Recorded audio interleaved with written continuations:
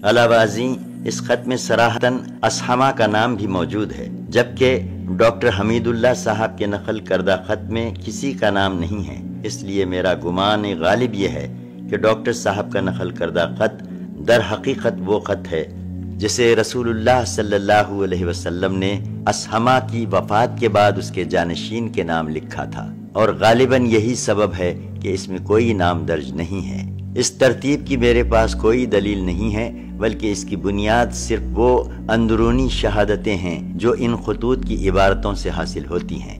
البتہ ڈاکٹر حمید اللہ صاحب پر تعجب ہے کہ موصوف نے ابن عباس رضی اللہ عنہ کی روایت سے بیہقی کے نقل کردہ خط کو پورے یقین کے ساتھ نبی صلی اللہ علیہ وسلم کا وہ خط قرار دیا ہے جو آپ صلی اللہ علیہ وسلم نے اسحمہ کی وفات کے بعد اس کے جانشین کے نام لکھا تھا، حالانکہ اس خط میں صراحت کے ساتھ اسحمہ کا نام موجود ہے، والعلم عند اللہ۔ بہرحال جب عمرو بن امیہ زمری رضی اللہ عنہ نے نبی صلی اللہ علیہ وسلم کا خط نجاشی کے حوالے کیا تو نجاشی نے اسے لے کر آنکھ پر رکھا اور تخت سے زمین پر اتر آیا اور حضرت جعفر بن ابی طالب کے ہاتھ پر اسلام قبول کیا اور نبی صلی اللہ علیہ وسلم کے پاس اس بارے میں خط لکھا جو یہ ہے: بسم اللہ الرحمن الرحیم، محمد الرسول اللہ کی خدمت میں نجاشی اسحمہ کی طرف سے۔ اے اللہ کے نبی، آپ پر اللہ کی طرف سے سلام اور اس کی رحمت اور برکت ہو، وہ اللہ جس کے سوا کوئی لائق عبادت نہیں۔ اما بعد، اے اللہ کے رسول، مجھے آپ کا گرامی نامہ ملا جس میں آپ نے عیسیٰ کا معاملہ ذکر کیا ہے۔ خدائے آسمان و زمین کی قسم، آپ نے جو کچھ ذکر فرمایا ہے حضرت عیسیٰ اس سے ایک تن کا بڑھ کر نہ تھے، وہ ویسے ہی ہیں جیسے آپ نے ذکر فرمایا ہے۔ پھر آپ نے جو کچھ ہمارے پاس بھیجا ہے ہم نے اسے جانا اور آپ کے چچیرے بھائی اور آپ کے صحابہ کی مہمان نوازی کی، اور میں شہادت دیتا ہوں کہ آپ اللہ کے سچے اور پکے رسول ہیں، اور میں نے آپ سے بیعت کی اور آپ کے چچیرے بھائی سے بیعت کی اور آپ کے ہاتھ پر اللہ رب العالمین کے لیے اسلام قبول کیا۔ نبی صلی اللہ علیہ وسلم نے نجاشی سے یہ بھی طلب کیا تھا کہ وہ حضرت جعفر اور دوسرے مہاجرین حبشہ کو روانہ کر دیں، چنانچہ اس نے حضرت عمرو بن امیہ زمری کے ساتھ 2 کشتیوں میں ان کی روانگی کا انتظام کر دیا، ایک کشتی کے سوار جس میں حضرت جعفر اور حضرت ابو موسیٰ اشعری اور کچھ دوسرے صحابہ رضی اللہ عنہم تھے، براہ راست خیبر پہنچ کر خدمت نبوی میں حاضر ہوئے، اور دوسری کشتی کے سوار جن میں زیادہ تر بال بچے تھے سیدھے مدینہ پہنچے۔ مذکورہ نجاشی نے غزوہ تبوک کے بعد رجب سن 9 ہجری میں وفات پائی۔ نبی صلی اللہ علیہ وسلم نے اس کی وفات ہی کے دن صحابہ کرام کو اس کی موت کی اطلاع دی اور اس پر غائبانہ نماز جنازہ پڑھی۔ اس کی وفات کے بعد دوسرا بادشاہ اس کا جانشین ہو کر سریر آرائے سلطنت ہوا تو نبی صلی اللہ علیہ وسلم نے اس کے پاس بھی ایک خط روانہ فرمایا، لیکن یہ نہ معلوم ہو سکا کہ اس نے اسلام قبول کیا یا نہیں۔ 2 مقوقس شاہ مصر کے نام خط۔ نبی صلی اللہ علیہ وسلم نے ایک گرامی نامہ جریر بن متی کے نام روانہ فرمایا جس کا لقب مقوقس تھا اور جو مصر و اسکندریہ کا بادشاہ تھا۔ نامہ گرامی یہ ہے: بسم اللہ الرحمن الرحیم، اللہ کے بندے اور اس کے رسول محمد کی طرف سے مقوقس عظیم خبط کی جانب اس پر سلام جو ہدایت کی پیروی کرے۔ اما بعد، میں تمہیں اسلام کی دعوت دیتا ہوں، اسلام لاؤ سلامت رہو، اور اسلام لاؤ اللہ تمہیں دوہرا اجر دے گا، لیکن اگر تم نے منہ موڑا تو تم پر اہل خبط کا بھی گناہ ہوگا۔ اے اہل خبط، ایک ایسی بات کے طرف آؤ جو ہمارے اور تمہارے درمیان برابر ہے کہ ہم اللہ کے سوا کسی کی عبادت نہ کریں اور اس کے ساتھ کسی چیز کو شریک نہ ٹھہرائیں، اور ہم میں سے بعض کو اللہ کے بجائے رب نہ بنائیں۔ بس اگر وہ منہ موڑیں تو کہہ دو کہ گواہ رہو ہم مسلمان ہیں۔ اس خط کو پہنچانے کے لیے حضرت حاطب بن ابی بلتعہ کا انتخاب فرمایا گیا۔ وہ مقوقس کے دربار میں پہنچے تو فرمایا، اس زمین پر تم سے پہلے ایک شخص گزرا ہے جو اپنے آپ کو رب اعلیٰ سمجھتا تھا، اللہ نے اسے آخر و اول کے لیے عبرت بنا دیا۔ پہلے تو اس کے ذریعے لوگوں سے انتقام لیا، پھر خود اس کو انتقام کا نشانہ بنایا، لہٰذا دوسرے سے عبرت پکڑو، ایسا نہ ہو کہ دوسرے تم سے عبرت پکڑیں۔ مقوقس نے کہا، ہمارا ایک دین ہے جسے ہم چھوڑ نہیں سکتے جب تک کہ اس سے بہتر دین نہ مل جائے۔ حضرت حاتب نے فرمایا، ہم تمہیں اسلام کی دعوت دیتے ہیں جسے اللہ تعالیٰ نے تمام ماسوا یعنی ادیان کے بدلے کافی بنا دیا ہے۔ دیکھو، اس نبی نے لوگوں کو اسلام کی دعوت دی تو اس کے خلاف قریش سب سے زیادہ سخت ثابت ہوئے، یہود نے سب سے بڑھ کر دشمنی کی اور نصارہ سب سے زیادہ قریب رہے۔ میری عمر کی قسم، جس طرح حضرت موسیٰ علیہ السلام نے حضرت عیسیٰ علیہ السلام کے لیے بشارت دی تھی، اسی طرح حضرت عیسیٰ علیہ السلام نے محمد الرسول اللہ صلی اللہ علیہ وسلم کے لیے بشارت دی ہے، اور ہم تمہیں قرآن مجید کی دعوت اسی طرح دیتے ہیں جیسے تم اہل تورات کو انجیل کی دعوت دیتے ہو۔ جو نبی جس قوم کو پا جاتا ہے وہ قوم اس کی امت ہو جاتی ہے، اور اس پر لازم ہو جاتا ہے کہ وہ اس نبی کی اطاعت کرے، اور تم نے اس نبی کا عہد پا لیا ہے، اور پھر ہم تمہیں دین مسیح سے روکتے نہیں ہیں بلکہ ہم تو اسی کا حکم دیتے ہیں۔ مقوقس نے کہا، میں نے اس نبی کے معاملے پر غور کیا تو میں نے پایا کہ وہ کسی ناپسندیدہ بات کا حکم نہیں دیتے اور کسی پسندیدہ بات سے منع نہیں کرتے۔ وہ نہ گمراہ جادوگر ہیں نہ جھوٹے کاہن، بلکہ میں دیکھتا ہوں کہ ان کے ساتھ نبوت کی یہ نشانی ہے کہ وہ پوشیدہ کو نکالتے اور سرگوشی کی خبر دیتے ہیں۔ میں مزید غور کروں گا۔ مقوقس نے نبی صلی اللہ علیہ وسلم کا خط لے کر احترام کے ساتھ ہاتھی دانت کی ایک ڈبیا میں رکھ دیا اور مہر لگا کر اپنی ایک لونڈی کے حوالے کر دیا۔ پھر عربی لکھنے والے ایک کاتب کو بلا کر رسول اللہ صلی اللہ علیہ وسلم کی خدمت میں حسب ذیل خط لکھوایا۔ بسم اللہ الرحمن الرحیم، محمد بن عبداللہ کے لیے مقوقس عظیم قبط کی طرف سے، آپ پر سلام۔ اما بعد، میں نے آپ کا خط پڑھا اور اس میں آپ کی ذکر کی ہوئی بات اور دعوت کو سمجھا۔ مجھے معلوم ہے کہ ابھی ایک نبی کی آمد باقی ہے۔ میں سمجھتا تھا کہ وہ شام سے نمودار ہوگا۔ میں نے آپ کے قاصد کا اعزاز و اکرام کیا اور آپ کی خدمت میں 2 لونڈیاں بھیج رہا ہوں جنہیں قبطیوں میں بڑا مرتبہ حاصل ہے، اور کپڑے بھیج رہا ہوں، اور آپ کی سواری کے لیے ایک قچر بھی ہدیہ کر رہا ہوں، اور آپ پر سلام۔ مقوقس نے اس پر کوئی اضافہ نہیں کیا اور اسلام نہیں لایا۔ دونوں لونڈیاں ماریا اور سیرین تھیں۔ قچر کا نام دلدل تھا جو حضرت معاویہ کے زمانے تک باقی رہا۔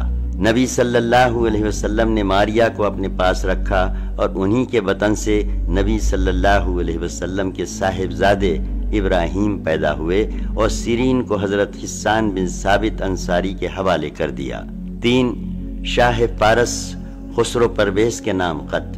نبی صلی اللہ علیہ وسلم نے ایک خط بادشاہ فارس کسرا یعنی خسرو کے پاس روانہ کیا جو یہ تھا، بسم اللہ الرحمن الرحیم، محمد الرسول اللہ کی طرف سے کسرا عظیم فارس کی جانب، اس شخص پر سلام جو ہدایت کی پیروی کرے اور اللہ اور اس کے رسول پر ایمان لائے اور گواہی دے کہ اللہ کے سوا کوئی لائق عبادت نہیں، وہ تنہا ہے، اس کا کوئی شریک نہیں، اور محمد اس کے بندے اور رسول ہیں۔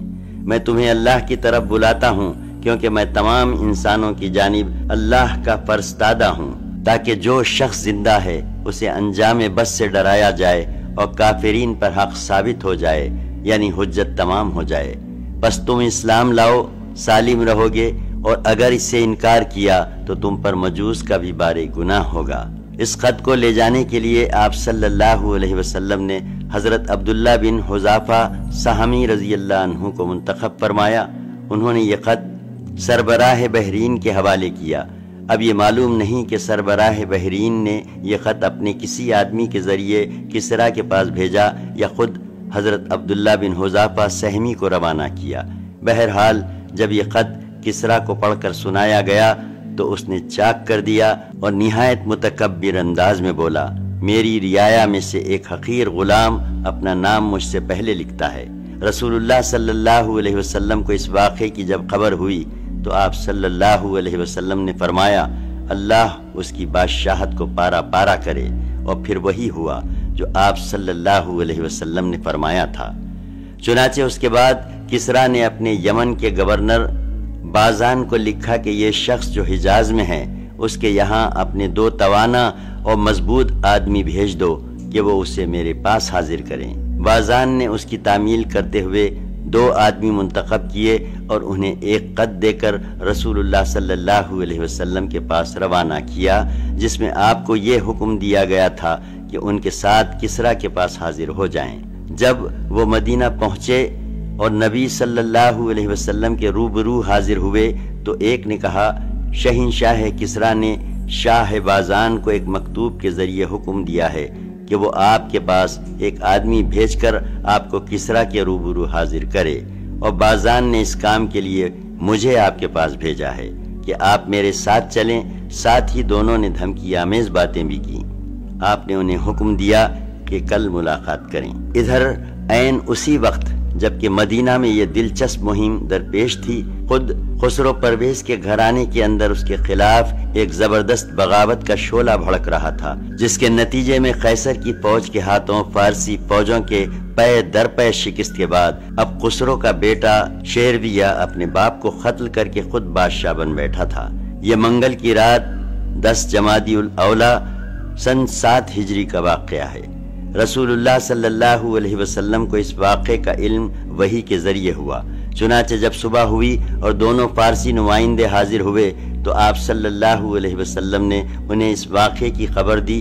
ان دونوں نے کہا، کچھ ہوش ہے؟ آپ کیا کہہ رہے ہیں؟ ہم نے اس سے بہت معمولی بات بھی آپ کے جرائم میں شمار کی ہے، تو کیا آپ کی یہ بات ہم بادشاہ کو لکھ بھیجیں؟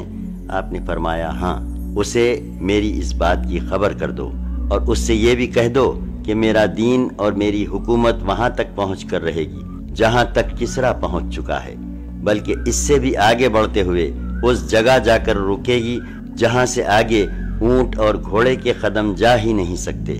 تم دونوں اس سے یہ بھی کہہ دینا کہ اگر تم مسلمان ہو جاؤ تو جو کچھ تمہارے زیر اقتدار ہے وہ سب میں تمہیں دے دوں گا اور تمہیں تمہاری قوم ابنا کا بادشاہ بنا دوں گا۔ اس کے بعد وہ دونوں مدینہ سے روانہ ہو کر بازان کے پاس پہنچے اور اسے ساری تفصیلات سے آگاہ کیا۔ تھوڑے عرصے بعد ایک خط آیا، شیرویہ نے اپنے باپ کو قتل کر دیا ہے۔ شیرویہ نے اپنے اس خط میں یہ بھی ہدایت کی تھی کہ جس شخص کے بارے میں میرے والد نے تمہیں لکھا تھا اسے تا حکم ثانی برانگیختہ نہ کرنا۔ اس واقعے کی وجہ سے بازان اور اس کے فارسی رفقا جو یمن میں موجود تھے مسلمان ہو گئے۔ 4 قیصر شاہ روم کے نام خط۔ صحیح بخاری میں ایک طویل حدیث کے ضمن میں اس گرامی نامے کی نص مروی ہے جسے رسول اللہ صلی اللہ علیہ وسلم نے ہرقل شاہ روم کے پاس روانہ فرمایا تھا۔ وہ مکتوب یہ ہے، بسم اللہ الرحمن الرحیم، اللہ کے بندے اور اس کے رسول محمد کی جانب سے ہرقل عظیم روم کی طرف اس شخص پر سلام جو ہدایت کی پیروی کرے۔ تم اسلام لاؤ، سالم رہو گے۔ اسلام لاؤ، اللہ تمہیں تمہارا اجر دوبارہ دے گا، اور اگر تم نے روگردانی کی تو تم پر رعایا کا بھی گناہ ہوگا۔ اے اہل کتاب، ایک ایسی بات کی طرف آؤ جو ہمارے اور تمہارے درمیان برابر ہے کہ ہم اللہ کے سوا کسی اور کو نہ پوجیں، اس کے ساتھ کسی چیز کو شریک نہ کریں، اور اللہ کے بجائے ہمارا بعض کو رب نہ بنائے۔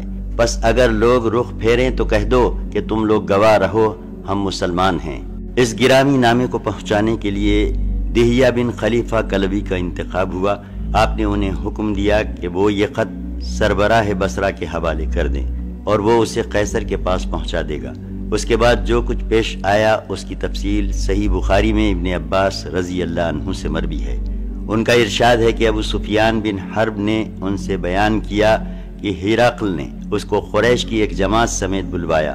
یہ جماعت صلح حدیبیہ کے تحت رسول اللہ صلی اللہ علیہ وسلم اور کفار قریش کے درمیان طے شدہ عرصہ امن میں ملک شام تجارت کے لیے گئی ہوئی تھی۔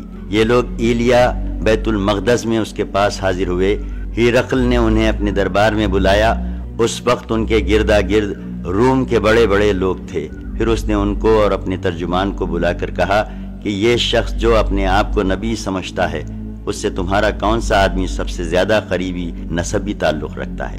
ابو سفیان کا بیان ہے کہ میں نے کہا میں اس کا سب سے زیادہ قریب النسب ہوں۔ ہرقل نے کہا اسے میرے قریب کر دو اور اس کے ساتھیوں کو بھی قریب کر کے اس کی پیٹھ کے پیچھے بٹھا دو۔ اس کے بعد ہرقل نے اپنے ترجمان سے کہا کہ میں اس شخص سے اس آدمی یعنی نبی صلی اللہ علیہ وسلم کے متعلق سوالات کروں گا، اگر یہ جھوٹ بولے تو تم لوگ اسے جھٹلا دینا۔ ابو سفیان کہتے ہیں کہ خدا کی قسم اگر جھوٹ بولنے کی بدنامی کا خوف نہ ہوتا تو میں آپ کے متعلق یقیناً جھوٹ بولتا۔ ابو سفیان کہتے ہیں کہ اس کے بعد پہلا سوال جو ہرقل نے مجھ سے آپ کے بارے میں کیا وہ یہ تھا کہ تم لوگوں میں اس کا نسب کیسا ہے؟ میں نے کہا وہ اونچے نسب والا ہے۔ ہرقل نے کہا تو کیا یہ بات اس سے پہلے بھی تم میں سے کسی نے کہی تھی؟ میں نے کہا نہیں۔ ہرقل نے کہا کیا اس کے باپ دادا میں سے کوئی بادشاہ گزرا ہے؟ میں نے کہا نہیں۔ ہرقل نے کہا اچھا تو بڑے لوگوں نے اس کی پیروی کی ہے یا کمزوروں نے؟ میں نے کہا بلکہ کمزوروں نے۔ ہرقل نے کہا یہ لوگ بڑھ رہے ہیں یا گھٹ رہے ہیں؟ میں نے کہا بلکہ بڑھ رہے ہیں۔ ہرقل نے کہا کیا اس دین میں داخل ہونے کے بعد کوئی شخص اس دین سے برگشتہ ہو کر مرتد بھی ہوتا ہے؟ میں نے کہا نہیں۔ ہرقل نے کہا اس نے جو بات کہی ہے کیا اسے کہنے سے پہلے تم لوگ اس کو جھوٹ سے متہم کرتے تھے؟ میں نے کہا نہیں۔ ہرقل نے کہا کیا وہ بدعہدی بھی کرتا ہے؟ میں نے کہا نہیں، البتہ ہم لوگ اس وقت اس کے ساتھ صلح کی ایک مدت گزار رہے ہیں، معلوم نہیں اس میں وہ کیا کرے گا۔ ابو سفیان کہتے ہیں کہ اس ایک فقرے کے سوا اور کہیں کچھ گھسیڑنے کا موقع نہ ملا۔ ہرقل نے کہا کیا تم لوگوں نے اس سے جنگ کی ہے؟ میں نے کہا جی ہاں۔ ہرقل نے کہا تو تمہاری اور ان کی جنگ کیسی رہی؟ میں نے کہا جنگ ہمارے اور اس کے درمیان ڈول ہے، وہ ہمیں زک پہنچا لیتا ہے اور ہم اسے زک پہنچا لیتے ہیں۔ ہرقل نے کہا وہ تمہیں کن باتوں کا حکم دیتا ہے؟ میں نے کہا وہ کہتا ہے صرف اللہ کی عبادت کرو، اس کے ساتھ کسی چیز کو شریک نہ کرو، تمہارے باپ دادا جو کہتے تھے اسے چھوڑ دو، اور وہ ہمیں نماز، سچائی، پرہیز، پاک دامنی اور قرابت داروں کے ساتھ حسن سلوک کا حکم دیتا ہے۔ اس کے بعد ہرقل نے اپنے ترجمان سے کہا تم اس شخص یعنی ابو سفیان سے کہو کہ میں نے تم سے اس شخص یعنی نبی صلی اللہ علیہ وسلم کا نسب پوچھا تو تم نے بتایا کہ وہ اونچے نسب کا ہے، اور دستور یہی ہے کہ پیغمبر اپنی قوم کے اونچے نسب میں بھیجے جاتے ہیں، اور میں نے دریافت کیا کہ کیا یہ بات اس سے پہلے بھی تم میں سے کسی نے کہی تھی؟ تم نے بتلایا کہ نہیں۔ میں کہتا ہوں کہ اگر یہ بات اس سے پہلے کسی اور نے کہی ہوتی تو میں یہ کہتا کہ یہ شخص ایک ایسی بات کی نقالی کر رہا ہے جو اس سے پہلے کہی جا چکی ہے، اور میں نے دریافت کیا کہ کیا اس کے باپ داداؤں میں کوئی بادشاہ گزرا ہے تو تم نے بتلایا کہ نہیں۔ میں کہتا ہوں اگر اس کے باپ داداؤں میں کوئی بادشاہ گزرا ہوتا تو میں کہتا کہ یہ شخص اپنے باپ کی بادشاہت کا طالب ہے، اور میں نے یہ دریافت کیا کہ کیا جو بات اس نے کہی ہے اسے کہنے سے پہلے تم لوگ اسے جھوٹ سے متہم کرتے تھے تو تم نے بتایا کہ نہیں، اور میں اچھی طرح جانتا ہوں کہ ایسا نہیں ہو سکتا کہ وہ لوگوں پر تو جھوٹ نہ بولے اور اللہ پر جھوٹ بولے۔ میں نے یہ بھی دریافت کیا کہ بڑے لوگ اس کی پیروی کر رہے ہیں یا کمزور، تو تم نے بتایا کہ کمزوروں نے اس کی پیروی کی ہے، اور حقیقت یہ ہے کہ یہی لوگ پیغمبروں کے پیروکار ہوتے ہیں۔ میں نے پوچھا کہ کیا اس دین میں داخل ہونے کے بعد کوئی شخص برگشتہ ہو کر مرتد بھی ہوتا ہے؟ تو تم نے بتلایا کہ نہیں، اور حقیقت یہ ہے کہ ایمان کی بشاشت جب دلوں میں گھس جاتی ہے تو ایسا ہی ہوتا ہے۔ اور میں نے دریافت کیا کہ کیا وہ بدعہدی کرتا ہے؟ تو تم نے بتلایا کہ نہیں، اور پیغمبر ایسے ہی ہوتے ہیں، وہ بدعہدی نہیں کرتے۔ میں نے یہ بھی پوچھا کہ وہ کن باتوں کا حکم دیتا ہے؟ تو تم نے بتایا کہ وہ تمہیں اللہ کی عبادت کرنے اور اس کے ساتھ کسی چیز کو شریک نہ ٹھہرانے کا حکم دیتا ہے، بت پرستی سے منع کرتا ہے، اور نماز، سچائی اور پرہیزگاری و پاک دامنی کا حکم دیتا ہے۔ تو جو کچھ تم نے بتایا ہے اگر وہ صحیح ہے تو یہ شخص بہت جلد میرے ان دونوں قدموں کی جگہ کا مالک ہو جائے گا۔ میں جانتا تھا کہ یہ نبی آنے والا ہے، لیکن میرا یہ گمان نہ تھا کہ وہ تم میں سے ہوگا۔ اگر مجھے یقین ہوتا کہ میں اس کے پاس پہنچ سکوں گا تو اس سے ملاقات کی زحمت اٹھاتا، اور اگر اس کے پاس ہوتا تو اس کے دونوں پاؤں دھوتا۔ اس کے بعد ہرقل نے رسول اللہ صلی اللہ علیہ وسلم کا خط منگا کر پڑھا جب خط پڑھ کر فارغ ہوا تو وہاں آوازیں بلند ہوئیں اور بڑا شور مچا۔ ہرقل نے ہمارے بارے میں حکم دیا اور ہم باہر کر دیے گئے۔ جب ہم لوگ باہر لائے گئے تو میں نے اپنے ساتھیوں سے کہا، ابو کبشا کے بیٹے کا معاملہ بڑا زور پکڑ گیا، اس سے تو بنو اسفر یعنی رومیوں کا بادشاہ ڈرتا ہے۔ اس کے بعد مجھے برابر یقین رہا کہ رسول اللہ صلی اللہ علیہ وسلم کا دین غالب آ کر رہے گا، یہاں تک کہ اللہ نے میرے اندر اسلام کو جاگزیں کر دیا۔ یہ قیصر پر نبی صلی اللہ علیہ وسلم کے نامہ مبارک کا وہ اثر تھا جس کا مشاہدہ ابو سفیان نے کیا۔ اس نامہ مبارک کا ایک اثر یہ بھی ہوا کہ قیصر نے رسول اللہ صلی اللہ علیہ وسلم کے اس نامہ مبارک کو پہنچانے والے یعنی دہیہ کلبی رضی اللہ عنہ کو مال اور پارچہ جات سے نوازا، لیکن حضرت دہیہ یہ تحائف لے کر واپس ہوئے تو حسمہ میں قبیلے جذام کے کچھ لوگوں نے ان پر ڈاکہ ڈال کر سب کچھ لوٹ لیا۔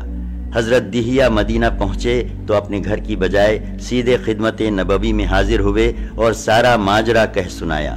تفصیل سن کر رسول اللہ صلی اللہ علیہ وسلم نے حضرت زید بن حارثہ کی سرکردگی میں 500 صحابہ کرام کی ایک جماعت حسمہ روانہ فرمائی۔ حضرت زید نے قبیلے جذام پر شبخون مار کر ان کی خاصی تعداد کو قتل کر دیا اور ان کے چوپایوں اور عورتوں کو ہانک لائے۔ چوپایوں میں 1000 اونٹ اور 5000 بکریاں تھیں اور قیدیوں میں 100 عورتیں اور بچے تھے۔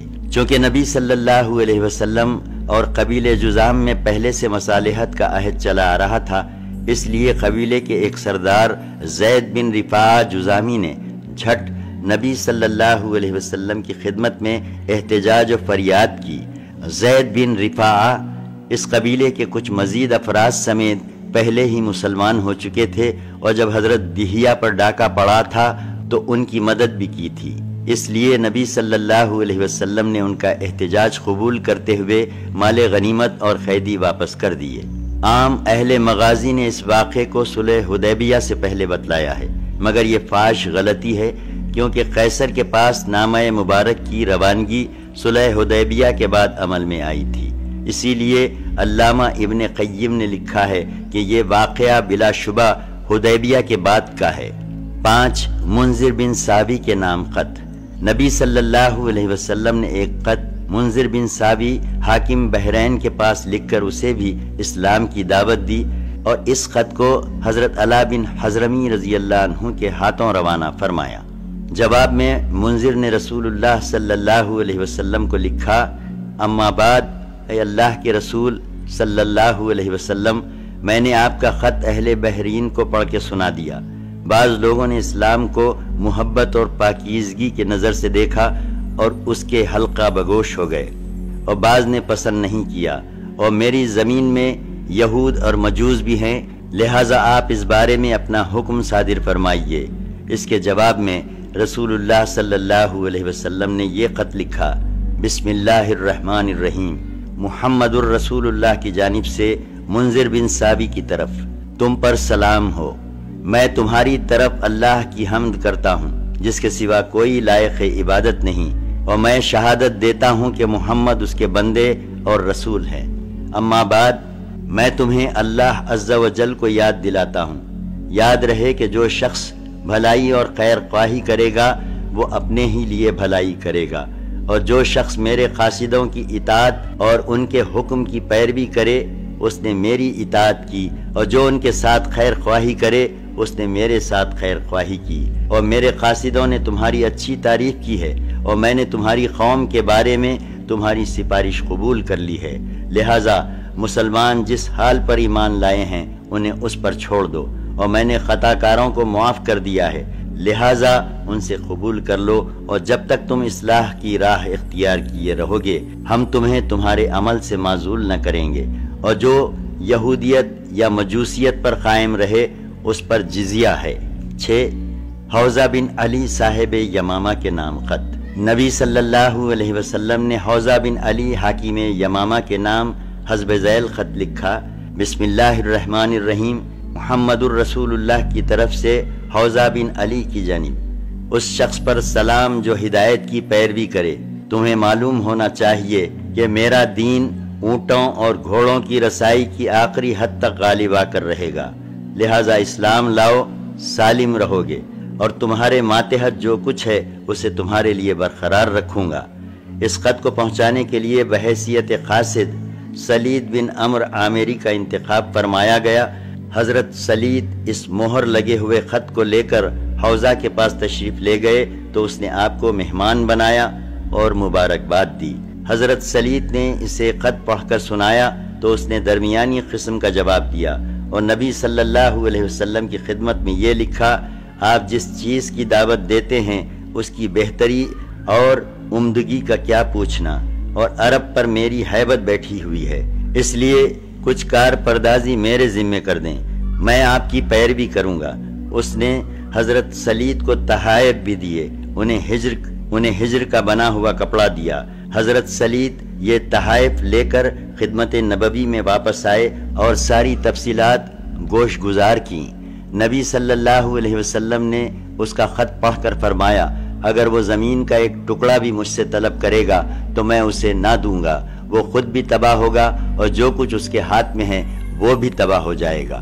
پھر رسول اللہ صلی اللہ علیہ وسلم فتح مکہ سے واپس تشریف لائے تو حضرت جبرائیل علیہ السلام نے یہ خبر دی کہ حوضہ کا انتقال ہو چکا ہے۔ نبی صلی اللہ علیہ وسلم نے فرمایا، سنو، یمامہ میں ایک کذاب نمودار ہونے والا ہے جو میرے بعد قتل کیا جائے گا۔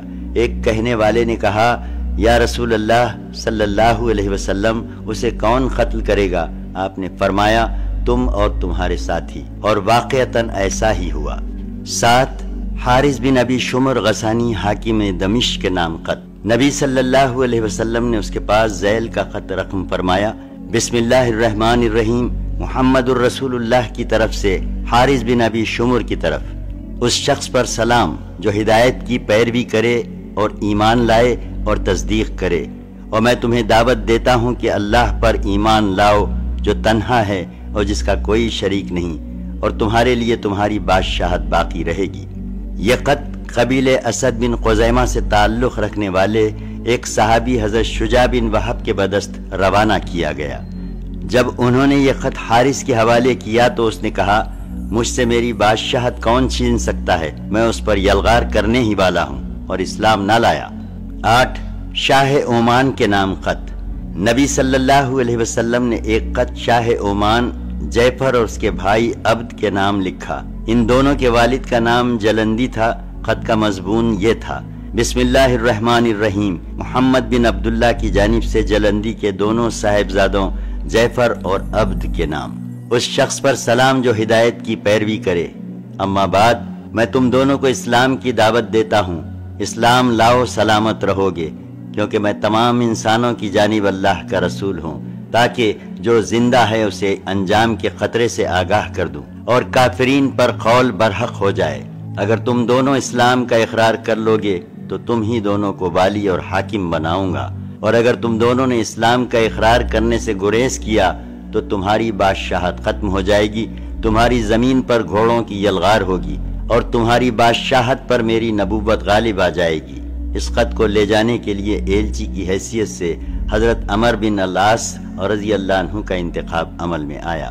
ان کا بیان ہے کہ میں روانہ ہو کر عمان پہنچا اور عبد سے ملاقات کی۔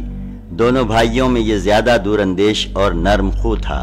میں نے کہا، میں تمہارے پاس اور تمہارے بھائی کے پاس رسول اللہ صلی اللہ علیہ وسلم کا ایلچی بن کر آیا ہوں۔ اس نے کہا، میرا بھائی عمر اور بادشاہت دونوں میں مجھ سے بڑا اور مجھ پر مقدم ہے، اس لیے میں تم کو اس کے پاس پہنچا دیتا ہوں کہ وہ تمہارا خط پڑھ لے۔ اس کے بعد اس نے کہا، اچھا تم دعوت کس بات کی دیتے ہو؟ میں نے کہا، ہم ایک اللہ کی طرف بلاتے ہیں جو تنہا ہے، جس کا کوئی شریک نہیں، اور ہم کہتے ہیں کہ اس کے علاوہ جس کی پوجا کی جاتی ہے اسے چھوڑ دو، اور یہ گواہی دو کہ محمد اللہ کے بندے اور اس کے رسول ہیں۔ عبد نے کہا، اے عمر، تم اپنی قوم کے سردار کے صاحبزادے ہو، بتاؤ تمہارے والد نے کیا کیا، کیونکہ ہمارے لیے اس کا طرز عمل لائق اتباع ہوگا۔ میں نے کہا، وہ تو محمد صلی اللہ علیہ وسلم پر ایمان لائے بغیر وفات پا گئے، لیکن مجھے حسرت ہے کہ کاش انہوں نے اسلام قبول کیا ہوتا اور آپ کی تصدیق کی ہوتی۔ میں خود بھی انہی کی رائے پر تھا، لیکن اللہ نے مجھے اسلام کی ہدایت دے دی۔ عبد نے کہا تم نے کب ان کی پیروی کی؟ میں نے کہا ابھی جلد ہی۔ اس نے دریافت کیا تم کس جگہ اسلام لائے؟ میں نے کہا نجاشی کے پاس، اور بتلایا کہ نجاشی بھی مسلمان ہو چکا ہے۔ عبد نے پوچھا اس کی قوم نے اس کی بادشاہت کا کیا کیا؟ میں نے کہا اسے برقرار رکھا اور اس کی پیروی کی۔ اس نے کہا اسقفوں اور راہبوں نے بھی اس کی پیروی کی؟ میں نے کہا ہاں۔ عبد نے کہا اے عمر دیکھو کیا کہہ رہے ہو، کیونکہ آدمی کی کوئی بھی خصلت جھوٹ سے زیادہ رسوا کن نہیں۔ میں نے کہا میں جھوٹ نہیں کہہ رہا ہوں اور نہ ہم اسے حلال سمجھتے ہیں۔ عبد نے کہا میں سمجھتا ہوں ہرقل کو نجاشی کے اسلام لانے کا علم نہیں۔ میں نے کہا کیوں نہیں؟ عبد نے کہا تمہیں یہ بات کیسے معلوم؟ میں نے کہا نجاشی ہرقل کو خراج ادا کرتا تھا، لیکن جب اس نے اسلام قبول کیا اور محمد صلی اللہ علیہ وسلم کی تصدیق کی تو بولا خدا کی قسم اب اگر وہ مجھ سے 1 درہم بھی مانگے گا تو میں نہ دوں گا۔ اور جب اس کی اطلاع ہرقل کو ہوئی تو اس کے بھائی یناخ نے کہا کیا تم اپنے غلام کو چھوڑ دو گے وہ تمہیں خراج نہ دے اور تمہارے بجائے ایک دوسرے شخص کا نیا دین اختیار کر لے؟ ہرقل نے کہا یہ ایک آدمی ہے جس نے ایک دین کو پسند کیا اور اسے اپنے لیے اختیار کر لیا، اب میں اس کا کیا کر سکتا ہوں؟ خدا کی قسم اگر مجھے اپنی بادشاہت کی حرص نہ ہوتی تو میں بھی وہی کرتا جو اس نے کیا ہے۔ عبد نے کہا عمر دیکھو کیا کہہ رہے ہو؟ میں نے کہا واللہ میں تم سے سچ کہہ رہا ہوں۔ عبد نے کہا اچھا مجھے بتاؤ کس بات کا حکم دیتے ہیں اور کس چیز سے منع کرتے ہیں؟ میں نے کہا اللہ عز و جل کی اطاعت کا حکم دیتے ہیں اور اس کی نافرمانی سے منع کرتے ہیں، نیکی و صلہ رحمی کا حکم دیتے ہیں اور ظلم و زیادتی، زناکاری، شراب نوشی اور پتھر، بت اور صلیب کی عبادت سے منع کرتے ہیں۔ عبد نے کہا یہ کتنی اچھی بات ہے جس کی طرف بلاتے ہیں، اگر میرا بھائی بھی اس بات پر میری مطابقت کرتا تو ہم لوگ سوار ہو کر چل پڑتے، یہاں تک کہ محمد صلی اللہ علیہ وسلم پر ایمان لاتے اور ان کی تصدیق کرتے، لیکن میرا بھائی اپنی بادشاہت کا اس سے کہیں زیادہ حریص ہے کہ اسے چھوڑ کر کسی کا تابع فرمان بن جائے۔ میں نے کہا اگر وہ اسلام قبول کر لے تو رسول اللہ صلی اللہ علیہ وسلم اس کی قوم پر اس کی بادشاہت برقرار رکھیں گے، البتہ ان کے مالداروں سے صدقہ لے کر فقیروں پر تقسیم کر دیں گے۔ عبد نے کہا یہ تو بڑی اچھی بات ہے، اچھا بتاؤ صدقہ کیا ہے؟ جواب میں نے مختلف اموال کے اندر رسول اللہ صلی اللہ علیہ وسلم کے مقرر کیے ہوئے صدقات کی تفصیل بتائی۔ جب اونٹ کی باری آئی تو وہ بولا اے عمر ہمارے ان مویشیوں میں سے بھی صدقہ لیا جائے گا جو خود ہی درخت پر چر لیتے ہیں؟ میں نے کہا ہاں۔ عبد نے کہا واللہ میں نہیں سمجھتا کہ میری قوم اپنے ملک کی وسعت اور تعداد کی کثرت کے باوجود اس کو مان لے گی۔ حضرت عمرو بن عاص کا بیان ہے کہ میں اس کی دیوڑی میں چند دن ٹھہرا رہا، وہ اپنے بھائی کے پاس جا کر میری ساری باتیں بتاتا رہتا تھا، پھر ایک دن اس نے مجھے بلایا اور میں اندر داخل ہوا، چوبداروں نے میرے بازو پکڑ لیے، اس نے کہا چھوڑ دو اور مجھے چھوڑ دیا گیا۔ میں نے بیٹھنا چاہا تو چوبداروں نے مجھے بیٹھنے نہ دیا۔ میں نے بادشاہ کی طرف دیکھا تو اس نے کہا اپنی بات کہو۔ میں نے سربہ مہر خط اس کے حوالے کر دیا، اس نے مہر توڑ کر خط پڑھا، جب پورا خط پڑھ چکا تو اپنے بھائی کے حوالے کر دیا، بھائی نے بھی اسی طرح پڑھا، مگر میں نے دیکھا کہ اس کا بھائی اس سے زیادہ نرم دل ہے۔ بادشاہ نے پوچھا مجھے بتاؤ قریش نے کیا روش اختیار کی ہے؟ میں نے کہا سب ان کے اطاعت گزار ہو گئے ہیں، کسی نے دین کی رغبت کی بنا پر اور کسی نے تلوار سے مقہور ہو کر۔ بادشاہ نے پوچھا ان کے ساتھ کون لوگ ہیں؟ میں نے کہا سارے لوگ ہیں، انہوں نے اسلام کو برضا و رغبت قبول کر لیا ہے اور اسے تمام دوسری چیزوں پر ترجیح دی ہے، انہیں اللہ کی ہدایت اور اپنی عقل کی رہنمائی سے یہ بات معلوم ہو گئی ہے کہ وہ گمراہ تھے۔ اب اس علاقے میں نہیں جانتا کہ تمہارے سوا اور کوئی باقی رہ گیا ہے، اور اگر تم نے اسلام قبول نہ کیا اور محمد صلی اللہ علیہ وسلم کی پیروی نہ کی تو تمہیں سوار رون ڈالیں گے اور تمہاری ہریالی کا صفایا کر دیں گے، اس لیے اسلام قبول کر لو، سلامت رہو گے، اور رسول اللہ صلی اللہ علیہ وسلم تم کو تمہاری قوم کا حکمران بنا دیں گے، تم پر نہ سوار داخل ہوں گے نہ پیادے۔ بادشاہ نے کہا مجھے آج چھوڑ دو اور کل پھر آؤ۔ اس کے بعد میں اس کے بھائی کے پاس واپس آ گیا۔ اس نے کہا، عمرو، مجھے امید ہے کہ اگر بادشاہت کے حرص غالب نہ آئی تو وہ اسلام قبول کر لے گا۔ دوسرے دن پھر بادشاہ کے پاس گیا، لیکن اس نے اجازت دینے سے انکار کر دیا۔ اس لیے میں اس کے بھائی کے پاس واپس آ گیا اور بتلایا کہ بادشاہ تک میری رسائی نہ ہو سکی۔ بھائی نے مجھے اس کے یہاں پہنچا دیا۔ اس نے کہا، میں نے تمہاری دعوت پر غور کیا۔ اگر میں بادشاہت ایک ایسے آدمی کے حوالے کر دوں جس کے شہسوار یہاں پہنچے بھی نہیں تو میں عرب میں سب سے کمزور سمجھا جاؤں گا، اور اگر اس کے شہسوار یہاں پہنچ آئے تو ایسا رن پڑے گا کہ انہیں کبھی اس سے سابقہ نہ پڑا ہوگا۔ میں نے کہا، اچھا، تو میں کل واپس جا رہا ہوں۔ جب اسے میری واپسی کا یقین ہو گیا تو اس نے بھائی سے خلوت میں بات کی اور بولا، یہ پیغمبر جن پر غالب آ چکا ہے ان کے مقابل ہماری کوئی حیثیت نہیں، اور اس نے جس کسی کے پاس پیغام بھیجا ہے اس نے دعوت قبول کر لی ہے، لہٰذا دوسرے دن صبح ہی مجھے بلوایا گیا اور بادشاہ اور اس کے بھائی دونوں نے اسلام قبول کر لیا اور نبی صلی اللہ علیہ وسلم کی تصدیق کی اور صدقہ وصول کرنے اور لوگوں کے درمیان فیصلہ کرنے کے لیے مجھے آزاد چھوڑ دیا، اور جس کسی نے میری مخالفت کی اس کے خلاف میرے مددگار ثابت ہوئے۔ اس واقعے کے سیاق سے معلوم ہوتا ہے کہ بقیہ بادشاہوں کی بنسبت ان دونوں کے پاس خط کی روانگی خاصی تاخیر سے عمل میں آئی تھی۔ غالباً یہ فتح مکہ کے بعد کا واقعہ ہے۔ ان خطوط کے ذریعے نبی صلی اللہ علیہ وسلم نے اپنی دعوت روئے زمین کے بیشتر بادشاہوں تک پہنچا دی، اور اس کے جواب میں کوئی ایمان لایا تو کسی نے کفر کیا، لیکن اتنا ضرور ہوا کہ کفر کرنے والوں کی توجہ بھی اس جانب مبذول ہو گئی، اور ان کے نزدیک آپ صلی اللہ علیہ وسلم کا دین اور آپ صلی اللہ علیہ وسلم کا نام ایک جانی پہچانی چیز بن گیا۔ صلح حدیبیہ کے بعد کی فوجی سرگرمیاں۔ غزوہ غابہ یا غزوہ ذی خرد، یہ غزوہ در حقیقت بنو فزارہ کی ایک ٹکڑی کے خلاف جس نے رسول اللہ صلی اللہ علیہ وسلم کے مویشیوں پر ڈاکہ ڈالا تھا تعاقب سے عبارت ہے۔ حدیبیہ کے بعد اور خیبر سے پہلے یہ پہلا اور واحد غزوہ ہے جو رسول اللہ صلی اللہ علیہ وسلم کو پیش آیا۔ امام بخاری نے اس کا باب منعقد کرتے ہوئے بتایا ہے کہ یہ خیبر سے صرف 3 روز پہلے پیش آیا تھا، اور یہی بات اس غزوے کے خصوصی کار پرداز حضرت سلمہ بن اکوع رضی اللہ عنہ سے بھی مروی ہے۔ ان کی روایت صحیح مسلم میں دیکھی جا سکتی ہے۔ جمہور اہل مغازی کہتے ہیں کہ یہ واقعہ صلح حدیبیہ سے پہلے کا ہے، لیکن جو بات صحیح میں بیان کی گئی ہے اہل مغازی کے بیان کے مقابل وہی زیادہ صحیح ہے۔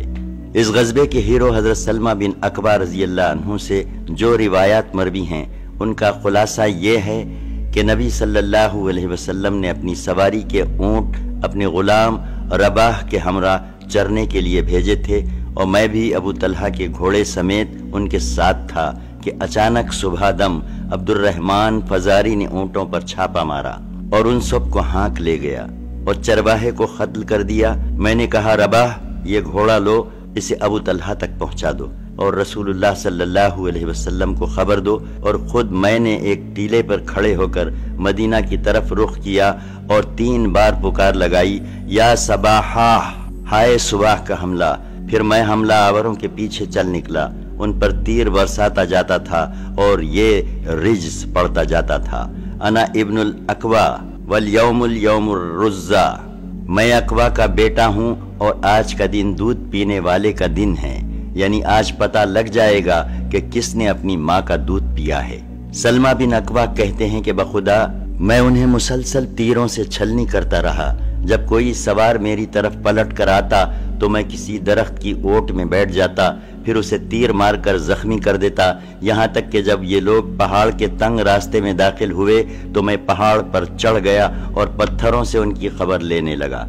اس طرح میں نے مسلسل ان کا پیچھا کیے رکھا، یہاں تک کہ رسول اللہ صلی اللہ علیہ وسلم کے جتنے بھی اونٹ تھے میں نے ان سب کو اپنے پیچھے کر لیا، اور ان لوگوں نے میرے لیے ان اونٹوں کو آزاد چھوڑ دیا، لیکن میں نے پھر بھی ان کا پیچھا جاری رکھا اور ان پر تیر برساتا رہا، یہاں تک کہ بوجھ کم کرنے کے لیے انہوں نے 30 سے زیادہ چادریں اور 30 سے زیادہ نیزے پھینک دیے۔ وہ لوگ جو کچھ بھی پھینکتے تھے میں اس پر بطور نشان تھوڑے سے پتھر ڈال دیتا تھا تاکہ رسول اللہ صلی اللہ علیہ وسلم اور ان کے رفقا پہچان لیں کہ یہ دشمن کا چھینا ہوا مال ہے۔ اس کے بعد وہ لوگ ایک گھاٹی کے تنگ موڑ پر بیٹھ کر دوپہر کا کھانا کھانے لگے۔ میں بھی ایک چوٹی پر جا بیٹھا۔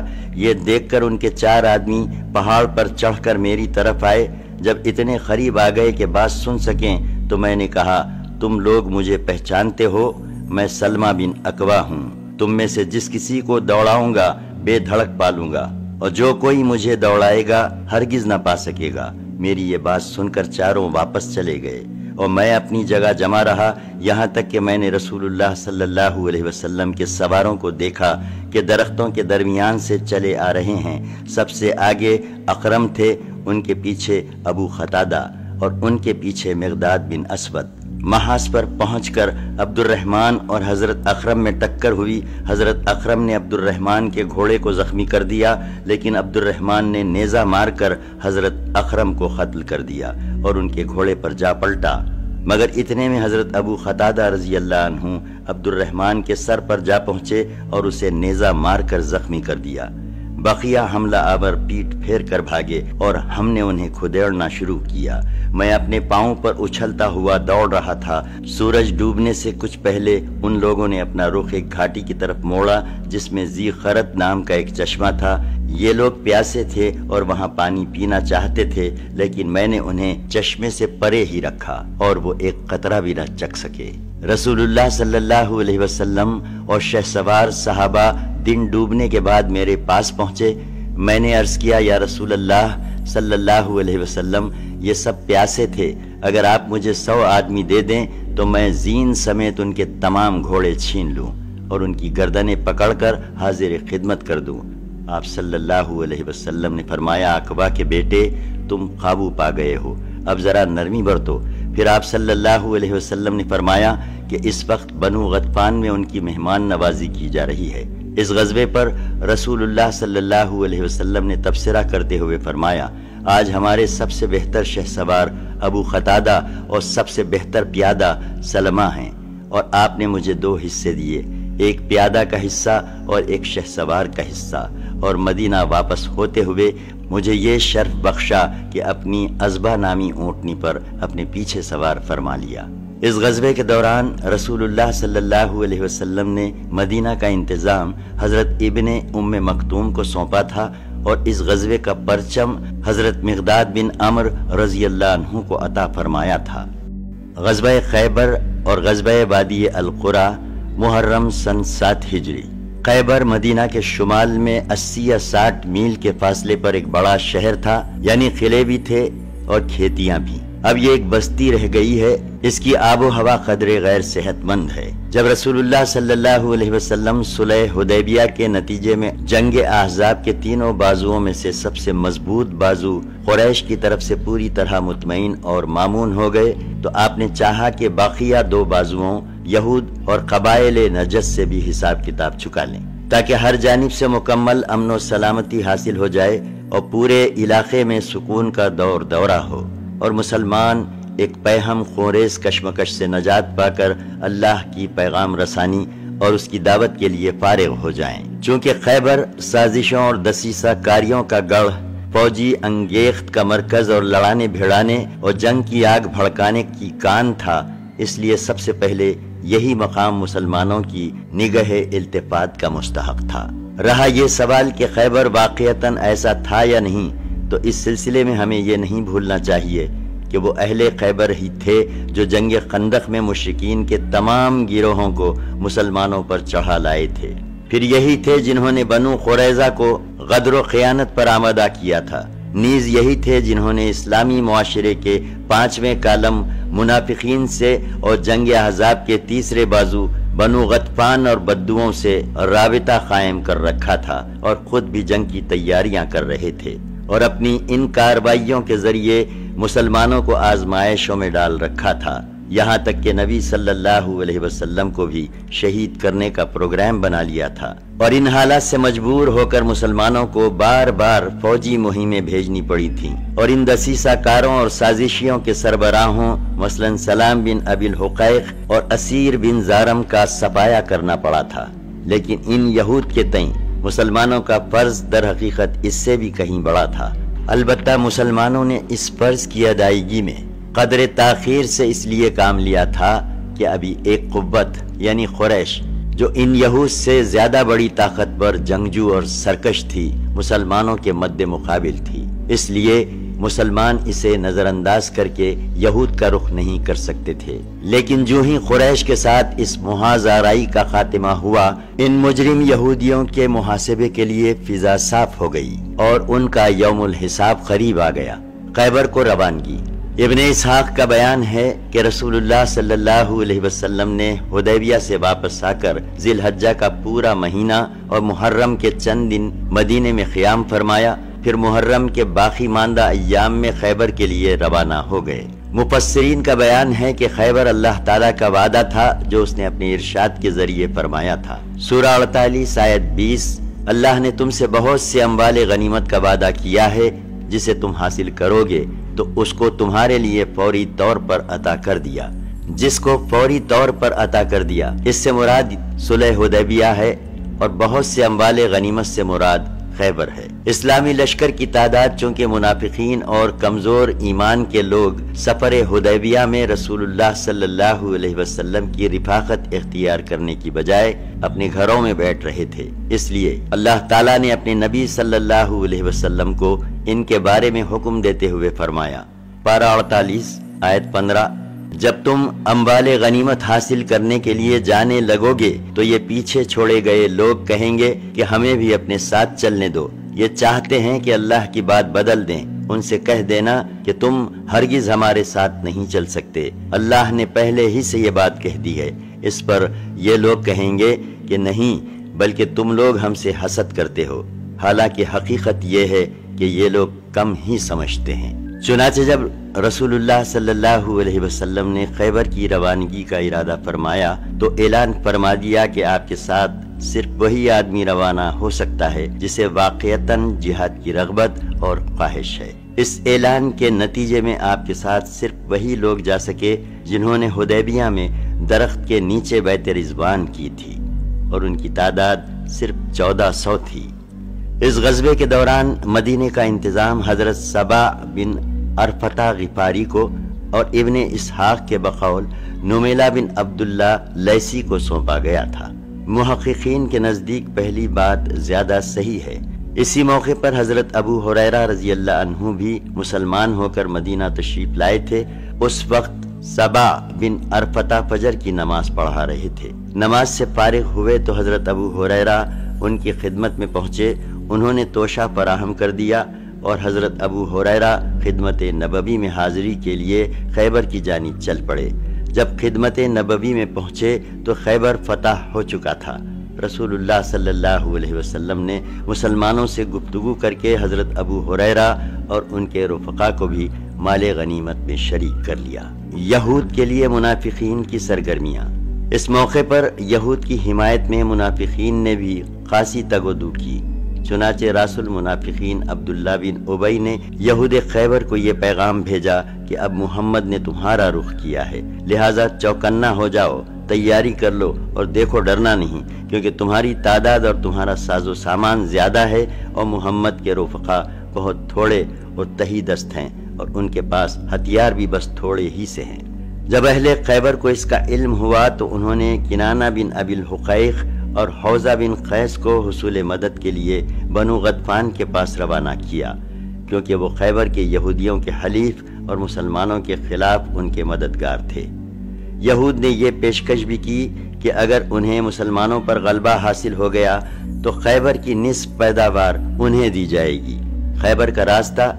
رسول اللہ صلی اللہ علیہ وسلم نے خیبر جاتے ہوئے جبل اسیر کو عبور کیا۔ اسیر کے عین کو زبر ہے اور سوا ساکن ہے، اور کہا جاتا ہے کہ دونوں پر زبر ہے۔ پھر وادی صحابہ سے گزرے، اس کے بعد ایک اور وادی میں پہنچے جس کا نام رجی ہے، مگر یہ وہ رجی نہیں ہے جہاں ازل و قارہ کی غداری سے بنو لحیان کے ہاتھوں 8 صحابہ کرام کی شہادت اور حضرت زید و خبیب کی گرفتاری اور پھر مکہ میں شہادت کا واقعہ پیش آیا تھا۔ رجی سے بنو غطفان کی آبادی صرف 1 دن اور 1 رات کی دوری پر واقع تھی، اور بنو غطفان نے تیار ہو کر یہود کی امداد کے لیے خیبر کی راہ لے لی تھی، لیکن اثنائے راہ میں انہیں اپنے پیچھے کچھ شور و شغب سنائی پڑا تو انہوں نے سمجھا کہ مسلمانوں نے ان کے بال بچوں اور مویشیوں پر حملہ کر دیا ہے، اس لیے وہ واپس پلٹ گئے اور خیبر کو مسلمانوں کے لیے آزاد چھوڑ دیا۔ اس کے بعد رسول اللہ صلی اللہ علیہ وسلم نے ان دونوں ماہرین راہ کو بلایا جو لشکر کے راستہ بتانے پر مامور تھے۔ ان میں سے ایک کا نام حسیل تھا۔ ان دونوں سے آپ نے ایسا مناسب ترین راستہ معلوم کرنا چاہا جسے اختیار کر کے خیبر میں شمال کی جانب سے یعنی مدینہ کی بجائے شام کی جانب سے داخل ہو سکیں، تاکہ اس حکمت عملی کے ذریعے ایک طرف تو یہود کے شام بھاگنے کا راستہ بند کر دیں اور دوسری طرف بنو غطفان اور یہود کے درمیان حائل ہو کر ان کی طرف سے کسی مدد کی رسائی کے امکانات ختم کر دیں۔ ایک رہنما نے کہا، اے اللہ کے رسول صلی اللہ علیہ وسلم، میں آپ کو ایسے ہی راستے سے لے چلوں گا۔ چنانچہ وہ آگے آگے چلا، ایک مقام پر پہنچ کر جہاں متعدد راستے پھوٹتے تھے عرض کیا، یا رسول اللہ صلی اللہ علیہ وسلم، ان سب راستوں پر آپ منزل مقصود تک پہنچ سکتے ہیں۔ آپ نے فرمایا کہ وہ ہر ایک کا نام بتائے۔ اس نے بتایا کہ ایک نام حزن یعنی سخت اور کھردرا ہے، آپ نے اس پر چلنا منظور نہ کیا۔ اس نے بتایا دوسرے کا نام شاش یعنی تفرق و اضطراب والا، آپ صلی اللہ علیہ وسلم نے اسے بھی منظور نہ کیا۔ اس نے بتایا تیسرے کا نام حاطب یعنی لکڑہارا ہے، آپ نے اس پر بھی چلنے سے انکار کر دیا۔ حسیل نے کہا، اب ایک ہی راستہ باقی رہ گیا ہے۔ حضرت عمر نے فرمایا، اس کا نام کیا ہے؟ حسیل نے کہا، مرحب۔ نبی صلی اللہ علیہ وسلم نے اسی پر چلنا پسند فرمایا۔ راستے کے بعض واقعات۔ ایک، حضرت سلمہ بن اکوع رضی اللہ عنہ کا بیان ہے کہ ہم لوگ نبی صلی اللہ علیہ وسلم کے ہمراہ خیبر روانہ ہوئے۔ رات میں سفر طے ہو رہا تھا۔ ایک آدمی نے عامر سے کہا، اے عامر، کیوں نہ ہمیں اپنے کچھ نوادرات سناؤ۔ عامر شاعر تھے، سواری سے اترے اور قوم کی ہدی خوانی کرنے لگے۔ اشعار یہ تھے جس کا ترجمہ ہے، اے اللہ، اگر تو نہ ہوتا تو ہم ہدایت نہ پاتے، نہ صدقہ کرتے، نہ نماز پڑھتے۔ ہم تجھ پر قربان، تو ہمیں بخش دے جب تک ہم تقوی اختیار کریں، اور اگر ہم ٹکرائیں تو ہمیں ثابت قدم رکھ اور ہم پر سکینت نازل فرما۔ جب ہمیں للکارا جاتا ہے تو ہم اکڑ جاتے ہیں، اور للکار میں ہم پر لوگوں نے اعتماد کیا ہے۔ رسول اللہ صلی اللہ علیہ وسلم نے فرمایا، یہ کون ہدی خوان ہیں؟ لوگوں نے کہا، عامر بن اکوع۔ آپ صلی اللہ علیہ وسلم نے فرمایا، اللہ اس پر رحم کرے۔ قوم کے ایک آدمی نے کہا، اب تو ان کی شہادت واجب ہو گئی، آپ نے ان کے وجود سے ہمیں بہربر کیوں نہ فرمایا؟ صحابہ کرام کو معلوم تھا کہ جنگ کے موقع پر رسول اللہ صلی اللہ علیہ وسلم کسی انسان کے لیے خصوصیت سے دعائے مغفرت کریں تو وہ شہید ہو جاتا ہے، اور یہی واقعہ جنگ خیبر میں حضرت عامر کے ساتھ پیش آیا۔ اسی لیے انہوں نے یہ عرض کی تھی کہ کیوں نہ ان کے لیے درازی عمر کی دعا کی گئی کہ ان کے وجود سے ہم مزید بہربر ہوتے۔ دو، خیبر کے بالکل قریب وادی صحبہ میں آپ نے عصر کی نماز پڑھی، پھر توشے منگوائے تو صرف ستو لایا گیا اور اسے آپ کے حکم سے سانا گیا، پھر آپ نے کھایا اور صحابہ نے بھی کھایا، اور اس کے بعد آپ مغرب کے لیے اٹھے تو صرف کلی کی، صحابہ نے بھی کلی کی، پھر آپ نے نماز پڑھی اور وضو نہیں فرمایا، پچھلے ہی وضو پر اکتفا کیا۔ پھر آپ صلی اللہ علیہ وسلم نے عشاء کی نماز ادا فرمائی۔ اسلامی لشکر خیبر کے دامن میں، مسلمانوں نے آخری رات جس کی صبح جنگ شروع ہوئی خیبر کے قریب گزاری، لیکن یہود کو کانوں کان خبر نہ ہوئی۔ نبی صلی اللہ علیہ وسلم کا دستور تھا کہ جب رات کے وقت کسی قوم کے پاس پہنچتے تو صبح ہوئے بغیر ان کے قریب نہ جاتے۔ چنانچہ اس رات جب صبح ہوئی تو آپ نے اندھیرے میں فجر کی نماز ادا فرمائی۔ اس کے بعد مسلمان سوار ہو کر خیبر کی طرف بڑھے۔ ادھر اہل خیبر بے خبری میں اپنے پھاوڑے اور کھانچی وغیرہ لے کر اپنی کھیتی باڑی کے لیے نکلے تو اچانک لشکر دیکھ کر چیختے ہوئے شہر کی طرف بھاگے کہ خدا کی قسم، محمد لشکر سمیت آ گئے ہیں۔ نبی صلی اللہ علیہ وسلم نے یہ منظر دیکھ کر فرمایا، اللہ اکبر، خیبر تباہ ہوا، اللہ اکبر، خیبر تباہ ہوا۔ جب ہم کسی قوم کے میدان میں اتر پڑتے ہیں تو ان ڈرائے ہوئے لوگوں کی صبح बुरी हो जाती है। नबी सल्लल्लाहु अलैहि वसल्लम ने लश्कर के पड़ाव के लिए एक जगह का इंतखाब फरमाया। इस पर हब्बाब बिन मुंजिर रज़ी अल्लाह अन्हु ने आकर अर्ज किया, या रसूल अल्लाह सल्लल्लाहु अलैहि वसल्लम, ये बतलाइए कि इस मकाम पर अल्लाह ने आपको पड़ाव डालने का हुक्म दिया है या ये महज आपकी जंगी तदबीर और राय है? आपने फरमाया, नहीं, ये महज एक राय और तदबीर है। उन्होंने कहा, ए अल्लाह के रसूल सल्लल्लाहु अलैहि वसल्लम, ये मकाम किला नज़ात से बहुत ही करीब है और खैबर के सारे जंगजू अफराद इसी किले में हैं। उन्हें हमारे हालात का पूरा पूरा इल्म रहेगा और हमें उनके हालात की खबर न होगी। उनके तीर हम तक पहुंच जाएंगे और हमारे तीर उन तक ना पहुंच सकेंगे। हम उनके शब खून से भी महफूज न रहेंगे। फिर ये मकाम खजूरों के दरमियान है, बस्ती में वाक़ है और यहाँ की ज़मीन भी बबाई है, इसलिए मुनासिब होगा कि आप किसी ऐसी जगह पड़ाव डालने का हुक्म फरमाएं जो इन मफासिद से खाली हो और हम उसी जगह मुंतकल होकर पड़ाव डालें। रसूलुल्लाह सल्लल्लाहु अलैहि वसल्लम ने फरमाया, तुमने जो राय दी बिल्कुल दुरुस्त है। उसके बाद आप सल्लल्लाहु अलैहि वसल्लम दूसरी जगह मुंतकल हो गए। नीज जब आप खैबर के इतने करीब पहुंच गए कि शहर दिखाई पड़ने लगा तो आप सल्लल्लाहु अलैहि वसल्लम ने फरमाया, ठहर जाओ।